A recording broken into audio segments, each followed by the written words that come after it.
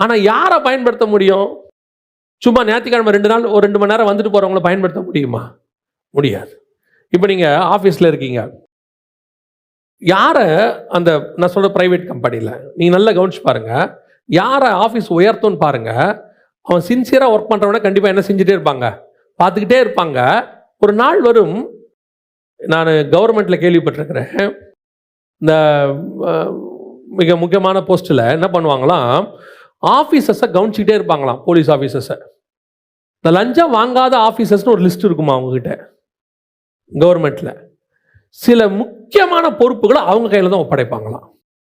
நார்மலாக இருக்கிறது வேற, சில ரகசியமான சில காரியங்கள் செய்யணும் அப்படின்னு அந்த தப்பு பண்ணாத ஆஃபீஸர்னு கொஞ்சம் பேர் கவனிச்சுக்கிட்டே இருப்பாங்களாம். அவங்க தூக்கி அவங்க கையில் கொடுத்துருவாங்களாம். இவர் நார்மலாக தான் வேலை பார்த்துட்டே இருப்பார், ஆனால் இவருடைய உண்மையை அவர்கள் பார்த்துக்கிட்டே இருக்காங்க. அதே மாதிரி தான் பரலோகம் சபைக்குள்ளே உங்கள் உண்மையை பார்த்து கொண்டே இருக்கிறது. எவ்வளோ உண்மையாக ஆண்டவருக்கு இருக்கிறாரு. சில ஆட்கள் பாருங்க, வந்தபோது அவனால் முடிஞ்ச ஊழியத்தை இங்கே செஞ்சுட்டே இருப்பான். யாரும் அவனு சொல்ல மாட்டாங்க, கேட்க மாட்டாங்க. அவங்களே கேட்பாங்க, ஏதாவது மினிஸ்ட்ரி இருக்கு, எதாவது செய்யட்டுமா, ஏதாவது பண்ணட்டுமா, கேட்டுகிட்டே இருப்பாங்க. சில ஆட்கள் பாருங்க, வர்றது ஒரு சீட் ரெடி பண்ணி வச்சிருப்பாங்க அவங்களுக்குன்னு, அந்த இடத்துல தான் உட்காருவாங்க. வேற இடத்துல உட்காந்தாங்கன்னா செய்தி கேட்ட மாதிரியே இருக்காது. கிறிஸ்துவுக்கு உங்களால் என்ன பிரயோஜனம்? தசமாங்காணி கொடுக்குறேன், அது கிறிஸ்து கொடுத்ததுல நீங்க திருப்பி கொடுக்குறீங்க.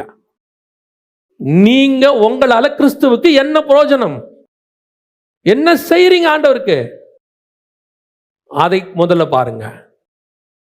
அண்ணால எடுத்துக்கொள்ளுங்க, குழந்தையே இல்லை, ஒன்னே ஒன்று கொடுக்குறாரு, அதை கொண்டு வந்து யார்கிட்ட கொடுத்துட்டாங்க? ஆண்டவர்கிட்ட கொடுத்துட்டாங்க. இன்னைக்கு 2 இருக்கு, 3 இருக்கு, ஒன்று ஆண்டவர் கொடுக்க இஷ்டம் வரல. பரிசேயர் சதுசேயர் நீதியை பார்க்கிலும் உங்கள் நீதி எப்படி இருக்கணும்? மேலானதாக காணப்பட வேண்டும். கர்த்தர் பார்த்துக்கிட்டே இருக்கிறாரு.